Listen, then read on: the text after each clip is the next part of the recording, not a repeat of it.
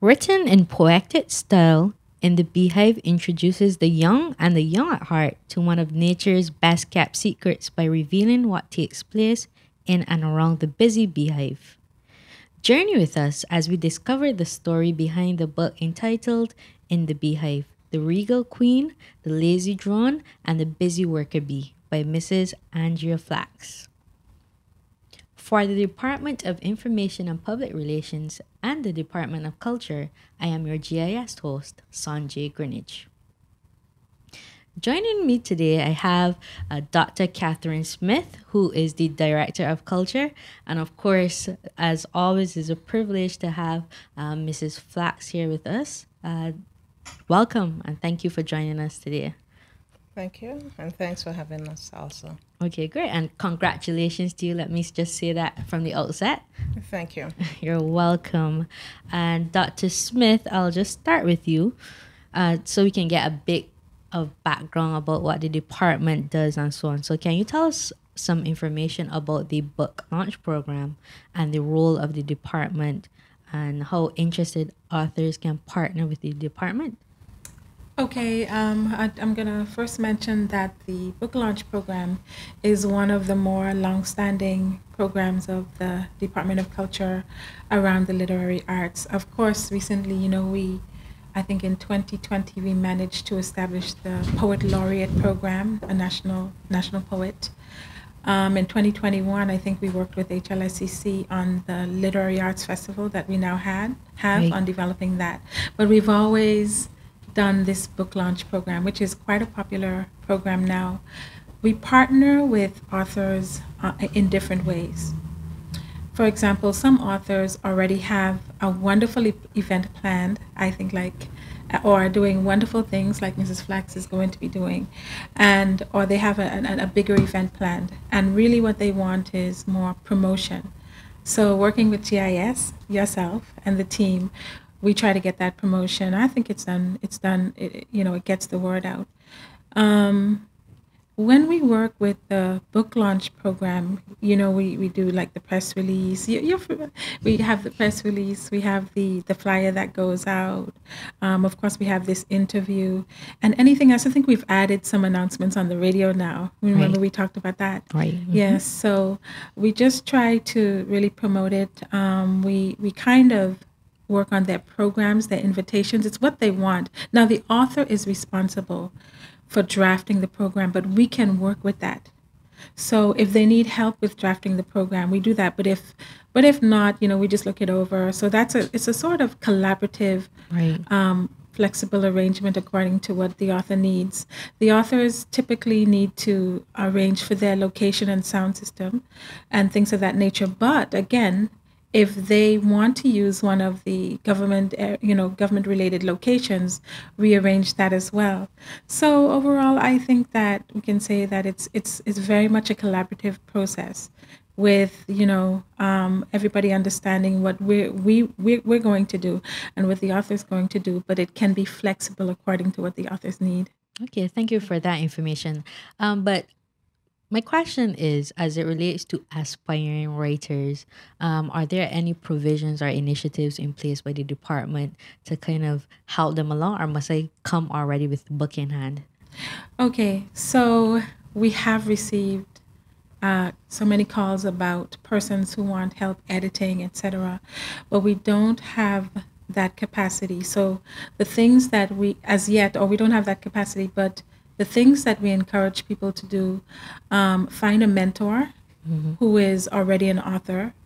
Definitely find an editor. And actually, I saw a notice the other day. I was in Summit Printing. I was happy to see it, and I saw an editor. I've been waiting to see those kinds of services come out, Right. and I saw it up there on the wall. And I think that you'd want to make sure you have an editor. And I'm going to just to aspiring writers. I've heard the advice that, and I agree with it. Just begin. And I think Mrs. Flax would agree. Just Definitely. begin writing. Just begin and try to write every day. And then the other thing that comes to my mind, actually, we have, among some of the things we do, we developed a Writing with Writers workshop series. But They've also had a workshop series at HLSEC, and in addition to that, I think one of our launches this season would be doing a workshop on actually writing. So I would say check out any workshops you can find locally or even online in terms of writing. So all of those things, you want to do, and then present the book to us. All right. Okay, great. Well, thank you for providing us with that information, Dr. Smith. And at this time, I'd like to turn to the lady of the hour, author, Mrs. Andrea Flax. Mrs. Flax, can you tell us about your book without giving too much information away? Of course, can you tell us what In the Beehive is about? Actually, it's about honeybees. What happens in the beehive, it tells of the individual role of the three types of bees you would find in the hive, which being the queen bee, the drone, and the worker bee. And it tells about products derived from honey and wax, beeswax, and other things made in the hive. For example, wax cappings, honeycomb, how they go about it. Right. Actually, it just gives a taste because I intend to write some more books with more detailed information. So that's just the beginning. Right. Okay. So, well, I know that you're quite versatile as a writer because one of your most recent works entitled A Walk Through the Valley and is actually about celebrating local seniors. And so this is quite a contrast because I know that the target audience this is intended for is children. So there's quite of a contrast there. But can you tell us what led to writing this specific book, a children's book? Definitely. In September 2022, I got a call from a teacher at the Agape Total Life Academy, and she asked if I could come to their school and read a book for Reading is Fun Week. I looked in my library, and I think I have quite an extensive one, and I couldn't find a book that I thought would pique the children's interest. So I sat and I wrote something. And then I looked for some vivid pictures. Actually, this is what I wrote. It looks so, because this is a file folder I cut up. And I took it to the school with some honey and some honeycomb. And I read to the kids. And they were so enthused. I felt touched because they asked questions, they clapped, they were well into it. And you could see appreciation on their faces. And when I sat and thought about it, I said, well, if these children got such joy from hearing about the bees, I'm sure there are other kids in the schools, in the various schools, who would have similar interests. And I decided to publish the book. Well, it's very good that you would have taken that initiative and you were inspired to do so. But can you tell us about the subject area of the book? Can you tell our viewers a little bit about the importance of beekeeping? Okay, well, honeybees are very, very important to the ecosystem because the food that we eat, I would say about 33% of it, the bees help in bringing it to the table. They're pollinators. They go from flower to flower during the day, and they get nectar, and they get pollen. And so when they go from one flower to the next, they carry what they took up from point A to point B, and in that way, they pollinate the flowers, the vegetables, fruits, grain. They come about, they're coming to being as a result of what the honeybees do. Many persons look at them, they just think of them as, I got stung. Yeah, and yes, pest. yes, that could be dangerous if not treated if you're allergic to bees. But they are so small and so very important that I wouldn't even like to think about what would happen in a world without honeybees. So what we're trying to do is introduce the children to them from a young age so that they would know the importance and that we as adults would be more aware of making sure that they're around forever. Dr. Smith, can you also add to this conversation and speak about the link between preserving a natural environment and cultural heritage? Yes, but before I just want to congratulate Mrs. Flax once again for her launch. I think we came to understand that, I think that you're always writing.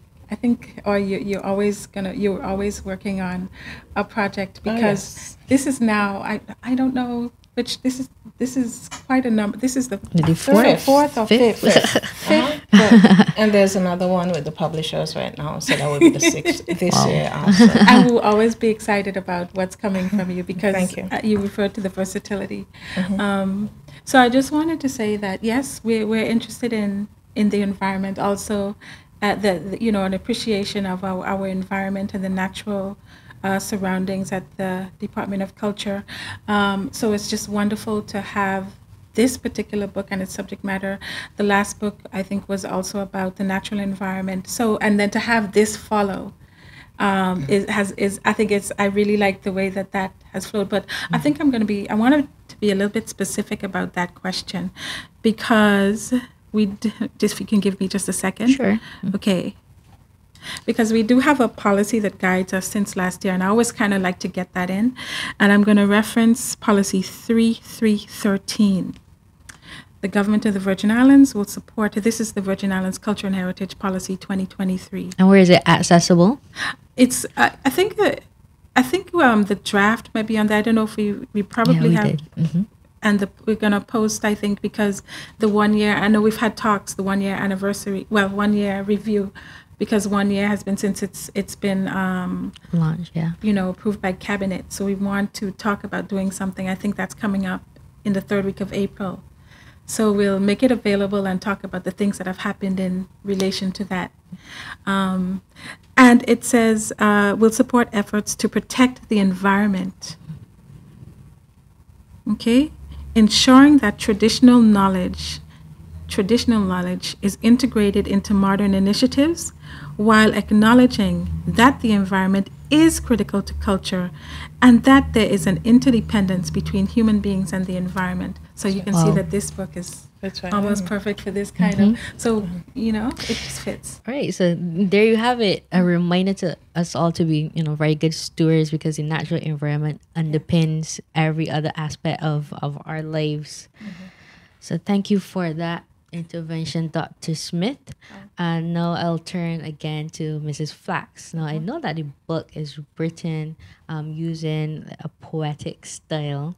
Can you tell us how you think this technique would enhance the experience specifically for young children? To be honest, I never really thought about it, but I felt it would have brought out what I was trying to say in a better manner than if I had just written maybe a story, because I tend to write nonfiction style. Okay. So I didn't want to speak about Jane or Mary, and I just couldn't get that done. So this is my comfort zone. I write poetry when I'm stressed, just for relaxation. So it fitted in well with me. So. Okay. Understood. And I know that there's also, you mentioned that this is a series that you will have more details coming in future works. Yes. Do you think that you will maintain the same poetic style or you might deviate?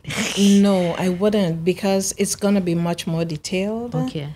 And therefore, I'd look at a broader spectrum and write so the children would have a better understanding of what goes on in the hive. Okay, so can you tell our viewers when we might expect to see another book in the Beehive series? Next year, definitely, God willing. Okay, great. Good to hear that.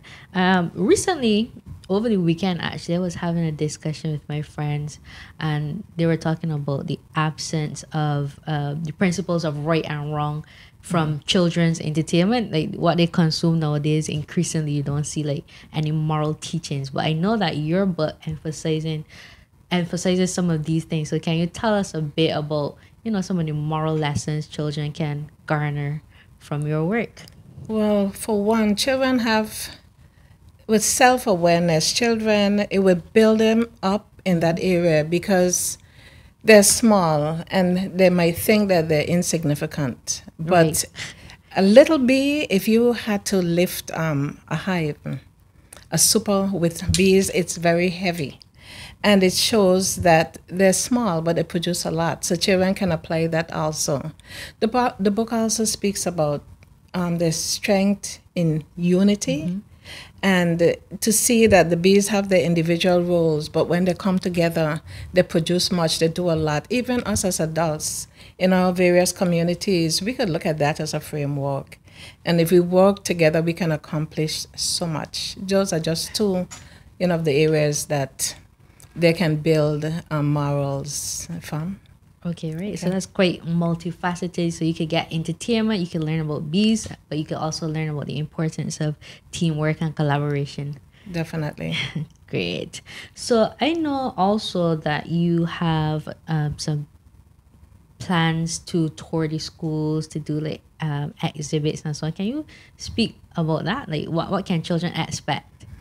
Well, actually, it's my husband and myself. We are retired and loving every moment of it. And what we decided to do, since we don't have young children around, we would get up and go to the schools, do what we call a show and tell session.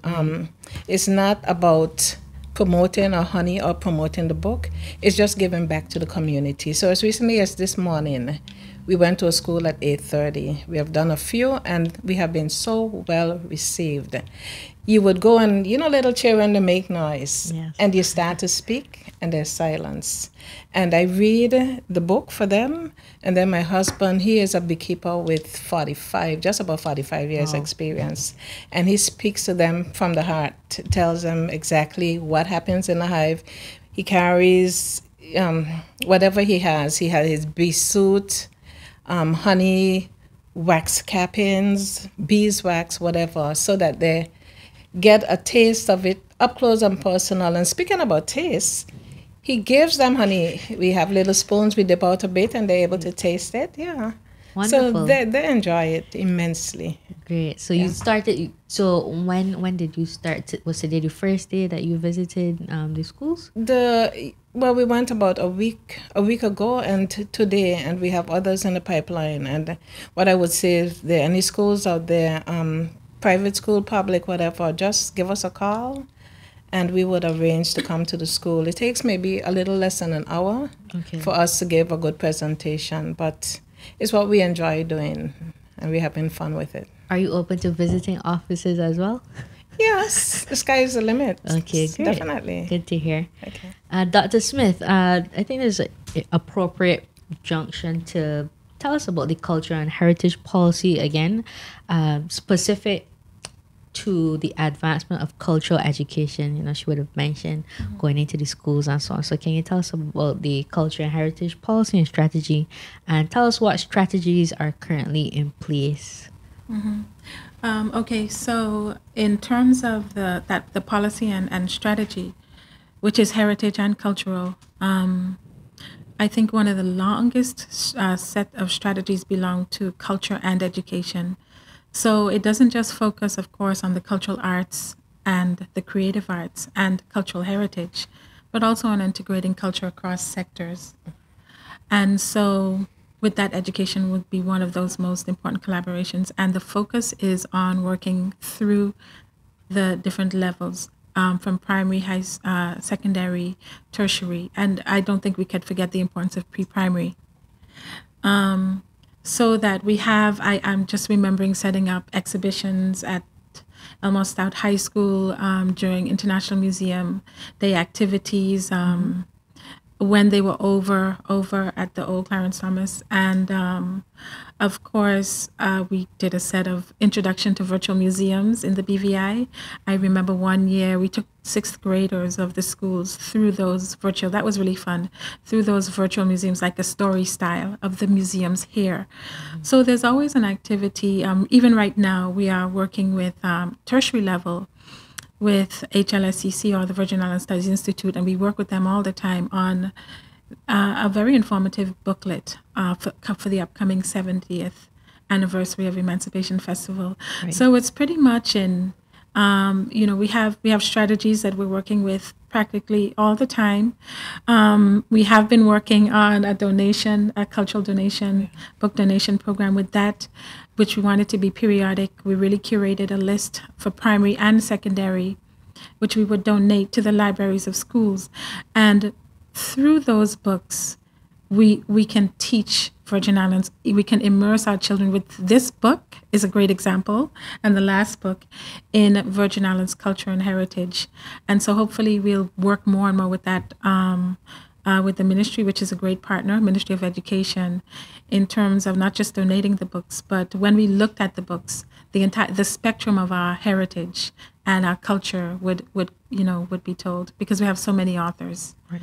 So and those are just a few things. We're always working on something of a cultural education initiative.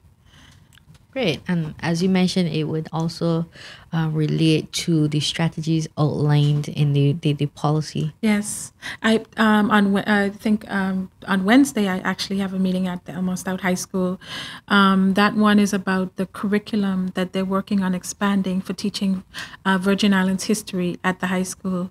So and it's right coming out from the strategy, which focuses a little bit on the content, the provision of content. So there's a lot in the strategy, but yes, we're always working through those. Okay, great, Dr. Smith. I know last year during the month of November, Yes. which was Tourism and Culture Month, there were 2 panel discussions dedicated to literary artists and literary art in the Virgin Islands. Can you tell us and our viewers about some of the major points that came from that discussion? Yes. Yes, we did have those 2 virtual discussions, and they were with teachers again. And we got teachers from the different levels, tertiary, primary, secondary. They were great discussions. One was focused on the literary arts. I think it was called Cultural Education Through the Lens of the Literary Arts. The other one was focused on the other arts, visual, performing, culinary. I would think, I'm kind of remembering, and I think one of the main points was the necessity of having more activities, more like literary festivals, more of these books in the schools, and actually of connecting with the community. In just having these efforts blossom even more. So I think that's something that that's one of the many parts of the discussion that I took away. Yeah. Anything to add, Mrs. Flax? Not really. Okay. All right. So now I'll also like to ask a question from your perspective as an author. What are some of the practical steps that young persons can take, like aspiring authors can take to, advance themselves? Well, first, I'd like to say that I know of a few young persons who publish books, and I'm so proud when I hear about them doing that, because they're actually setting out themselves on a journey and they're making good progress so far. I think one of the things they can do is focus on the arts, like language arts, literature, stuff like that. They can get in the habit of writing and writing proper English, because, Yes. nowadays the modern way of writing U for YOU and all of that. And if they speak properly and write properly, I mean, that's halfway there already. And as you mentioned before, having mentors encourage them along, and with their help from parents, teachers, guidance counselors, and applying themselves also, they can go far in the field. Thank you for that. Dr. Smith, over to you. I'm going to give you the opportunity to ask author Andrea Flax any questions that you may have from, in your capacity as the Director of Culture. Well, I think I'm just going to actually congratulate you again and let you know that we're looking forward to the next book. And I have a few other things I want to. I hope that we can work with you on, because you have there's so many useful skills that you showed. Yeah. I'm thinking of the area of oral history, so I can just go on. But I just want to say congratulations again, and we're looking forward to the launch, but also to the activities in the schools. Oh, great. Yeah. We're looking forward to our next one, because my husband, he keeps telling me that he's enjoying it so much. We never thought that the children would be so engaged. They ask some questions that even to him, with all the experience, he has to think before he answers, and so we're loving it.